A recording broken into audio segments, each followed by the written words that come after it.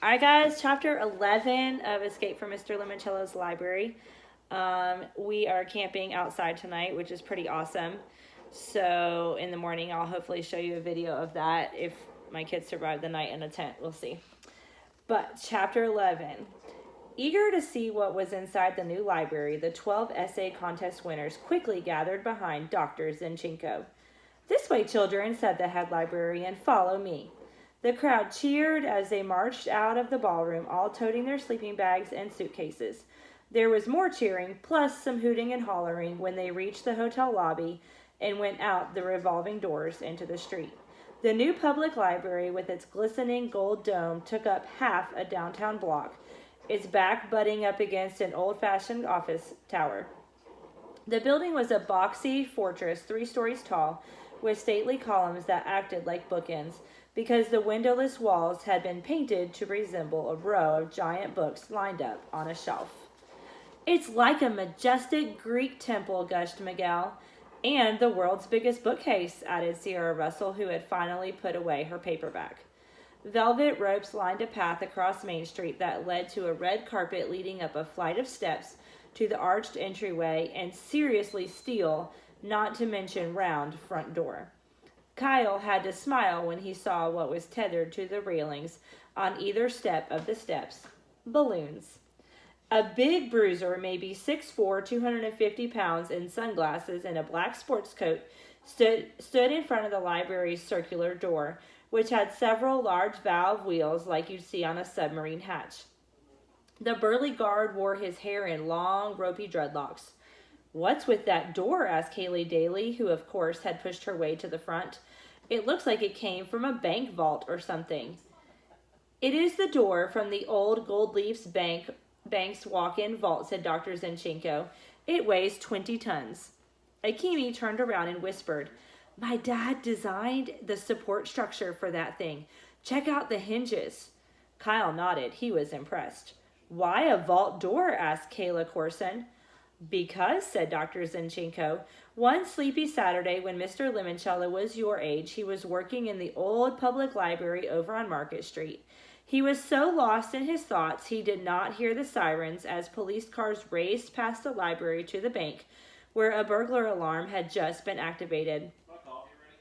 This door serves as a reminder to us all. Our thoughts are safe when they are inside a library. Not even a bank robbery can disturb them." Miguel was nodding like crazy. He could relate. "It also helps us keep our most valuable treasures secure." "There aren't any windows," observed Andrew Pickleman. "Probably to stop bank robbers from busting in. But why shouldn't you people have added windows when you turned it into a library?" "A library doesn't need windows, Andrew. We have books, which are windows into worlds we never even dreamed possible." "An open book is an open mind," added Charles Chiltington. "That's what I always say." Dr. Zinchenko pulled out a bright red note card. "Before we enter, please listen very carefully. Your library cards are the keys to everything you will need," she read. "The library staff is here to help you find whatever it is you are looking for." She smiled slightly, tucked the card back into her pocket, turned to the security guard, and said, "Clarence, will you do the honors?" "With pleasure, Dr. Z." Clarence turned one giant wheel, spun another, and cranked a third. Noiselessly, the 20-ton door swung open. The first thing Kyle could see inside was a trickling fountain in a grand foyer of brilliant white marble. The fountain featured a life-size statue of Mr. Limoncello standing on a lily pad in the middle of a shallow reflecting pool 10 feet wide. His head was tilted back so water could spurt up from his mouth in an arc. Kyle noticed a quote chiseled into the statue's pedestal: "Knowledge not shared remains unknown. Luigi L. Lemoncello." Beyond the fountain, through an arched walkway, was a huge room filled with desks. When everybody had shuffled into the entrance hall, Dr. Zinchenko turned to the security guard. "Clarence?" Clarence hauled the heavy steel door shut. Kyle heard the whir of spinning wheels, the clink of grinding gears, and a reverberating clunk. "Wow," said Miguel. "Talk about a lock-in." I'll be in the control center, Dr. Z, said the security guard. Very well, Clarence. Clarence disappeared behind a red door. Now then, children, said the librarian, if you will all follow me into the rotunda reading room. As the rest of the group started filing into the gigantic circular room, Kyle checked out a display case beside a red door.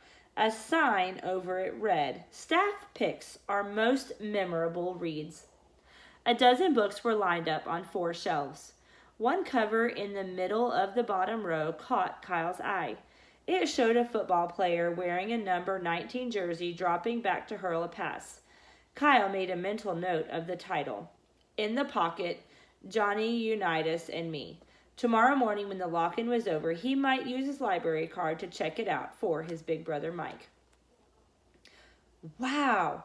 Everybody gasped as they stepped into the rotunda reading room and looked up. The entire underside of the dome looked like space as seen from the Hubble telescope. A dusty spiral nebula billowed up, a galaxy of stars twinkled, and meteorites whizzed across the ceiling. Oh. The space imagery on the ceiling dissolved into 10 distinct panels, each one becoming a display of swirling graphics. Those are the 10 categories of the Dewey Decimal System, whispered Miguel, sounding awestruck. See the panel with Cleopatra, the guy mountain climbing, and the Viking ship sailing across it? That's for 900 to 999, history and geography. Cool, said Kyle. Tucked beneath the 10 screens in arched niches were incredible 3D statues glowing a ghostly green.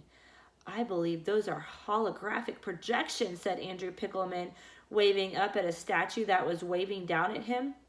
The room under the dome was huge. It was circular with a round desk at the center that was surrounded by 4 rings of reading desks.